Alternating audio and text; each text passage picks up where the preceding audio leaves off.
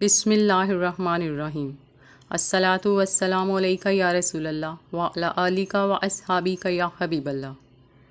مدینہ النبی صلی اللہ علیہ وآلہ وسلم میں تاریخ اسلام کی پہلی عید۔ محترم ناظرین، یہ اس ویڈیو کا پارٹ 2 ہے۔ پہلے پارٹ کا لنک ڈسکرپشن میں دے دیا گیا ہے اور اینڈ اسکرین پر ویڈیو لگا دی گئی ہے۔ عید کا خطبہ جمعے کے خطبے سے مختلف ہے۔ جمعہ کے خطبے کا مقصد واعظ اور نصیحت ہے۔ عید کے خطبے میں احکام کا بیان ہو رہا ہے اور ان کی تفصیل بتائی جا رہی ہے۔ عیدین کی اہمیت اور اس کے احکام بیان ہو رہے ہیں۔ صدقہ فطر کیا ہے، اس کی کیا اہمیت ہے، اس کے اغراض و مقاصد کیا ہیں، کون سی اجناس میں اور کتنی مقدار میں ادا کرنا ہے، کس کے ذمہ ہے، کون کب ادا کرے گا۔ اس کے بعد عید قرباں کے احکام بیان کیے جا رہے ہیں۔ لوگ خاموشی سے سن رہے ہیں۔ دوسرے خطبوں سے ہٹ کر اس میں لوگ سوال بھی پوچھ رہے ہیں۔ جو بات سمجھ میں نہیں آ رہی اس کی وضاحت چاہ رہے ہیں۔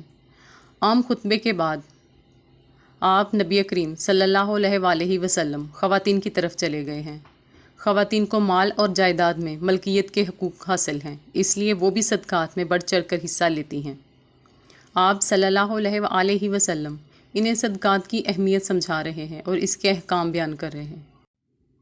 خواتین اپنے زیورات صدقے کے طور پر پیش کر رہی ہیں۔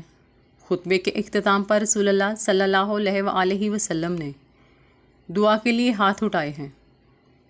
یا اللہ، ہم تجھ سے متقیوں والی زندگی اور سرخروئی کی موت مانگتے ہیں۔ تیری طرف لوٹیں تو امتحان میں کامیاب ہو کر لوٹیں، ذلت اور شرمندگی درپیش نہ ہو۔ یا اللہ، ہمیں غیر متوقع اور اچانک ہلاکت سے دوچار نہ کرنا، ہمیں اچانک پکڑ میں نہ لینا، ہمیں حق اور نصیحت کی نعمت سے محروم نہ رکھنا۔ یا اللہ، ہم تجھ سے پاک دامنی اور خودداری کے سوالی ہیں، تقوی، پرہیزگاری اور ہدایت کے طلبگار ہیں، دنیا اور آخرت میں بہتری کی دعا مانگتے ہیں۔ ہم تیرے دین کے بارے میں کسی شک اور شبے میں مبتلا ہونے سے تیری پناہ مانگتے ہیں۔ جھگڑے سے، دکھلاوے سے اور بدنامی سے محفوظ رکھنا۔ اے دلوں کو پھیرنے والے، ہدایت عطا کرنے کے بعد ہمارے دلوں میں کجی نہ آنے دینا۔ ہمیں اپنی خصوصی رحمت کی باہوں میں لے لے، تو بہت سخی اور فیاض ہے۔ لوگ دعا کے سحر سے آہستہ آہستہ کھڑے ہو رہے ہیں، چھوٹی چھوٹی ٹکڑیوں میں گھروں کو لوٹ رہے ہیں۔ نبی اکرم صلی اللہ علیہ وآلہ وسلم محبت بھری مسکراہٹ سے سب کو جاتا دیکھ رہے ہیں اور اب خود بھی واپس چل پڑے ہیں۔ راستے میں سب سے سلام دعا اور خیریت پوچھتے گھر پہنچتے ہیں تو لڑکے لڑکیاں پہلے ہی گھروں میں واپس آ چکے ہیں۔ آپ حضرت عائشہ رضی اللہ تعالیٰ عنہا کے حجرے کی طرف بڑھتے ہیں۔ انصار کی 2 لڑکیاں اپنے قبیلے بنو خزرج اور بعاص کی جنگوں کے گیت گا رہی ہیں۔ آپ منہ دوسری طرف کر کے لیٹ جاتے ہیں۔ اتنے میں حضرت ابو بکر صدیق رضی اللہ تعالیٰ عنہ اپنی بیٹی سے ملنے حجرے میں تشریف لاتے ہیں تو سنتے ہیں کہ لڑکیاں دف بجا کر یوم بعث میں جیت کے گیت گا رہی ہیں۔ اندر آتے ہیں تو دیکھتے ہیں کہ رسول اللہ صلی اللہ علیہ وآلہ وسلم منہ پھیر کر لیٹے ہیں۔ خیال ہوتا ہے کہ رسول اللہ صلی اللہ علیہ وآلہ وسلم کو یہ لہو و لعب پسند نہیں۔ حضرت عائشہ رضی اللہ تعالیٰ عنہا کو ڈانٹتے ہیں کہ نبی اکرم صلی اللہ علیہ وآلہ وسلم کے سامنے یہ شیطانی بازے۔ رسول پاک صلی اللہ علیہ وآلہ وسلم منہ سے چادر ہٹا کر حضرت ابو بکر صدیق کو نرمی سے سمجھاتے ہیں، ان بچیوں کو کچھ نہ کہو، یہ عید کا دن ہے، سب کی خوشی کا دن ہے۔ شام کو مسجد نبوی کے میدان میں حبشہ کے بنی ارفدہ اپنا کھیل الدرکلہ پیش کرنے والے ہیں۔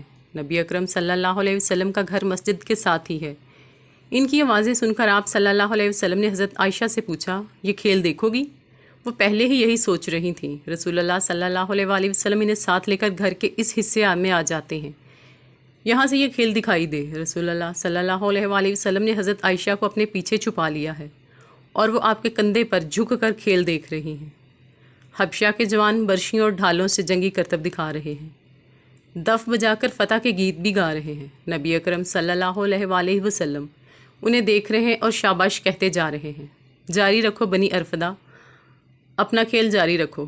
اتنے میں حضرت عمر رضی اللہ تعالیٰ عنہ ادھر آ نکلتے ہیں۔ آتے ہی کھیل تماشے کرنے والوں کو ڈانٹ رہے ہیں کہ یہ تماشا بند کرو۔ رسول اللہ صلی اللہ علیہ وآلہ وسلم حضرت عمر کو پکار کر کہہ رہے ہیں، یہ بنی ارفدہ ہیں، انہیں کچھ نہ کہو۔ اور بنی ارفدہ سے کہا، کھیلو اور خوب کھیلو۔ حضرت عائشہ رضی اللہ تعالیٰ عنہ تھک گئی ہیں، نبی اکرم صلی اللہ علیہ وآلہ وسلم فرما رہے ہیں کہ جاؤ تم چلی جاؤ، آرام کرو، اور خود کھیل دیکھ رہے ہیں۔ کھیلنے والوں کا حوصلہ بڑھاتے ہوئے فرما رہے ہیں کھیلتے رہو بنی ارفدہ، کھیلتے رہو۔ یہود جان لیں کہ ہمارے دین میں تنگی نہیں ہے۔ اے اللہ رحمت نازل فرما حضرت محمد صلی اللہ علیہ وآلہ وسلم پر، ان کی آل پر، جس طرح تو نے رحمت نازل کی حضرت ابراہیم علیہ السلام پر اور ان کی آل پر۔ بے شک تو تعریف کا مستحق بڑی بزرگی والا ہے۔ اے اللہ تو برکت نازل فرما حضرت محمد صلی اللہ علیہ وآلہ وسلم پر اور ان کی آل پر، جس طرح تو نے برکت نازل فرمائی حضرت ابراہیم علیہ السلام پر اور ان کی آل پر۔ بے شک تو تعریف کے لائق مستحق بڑی بزرگی والا ہے۔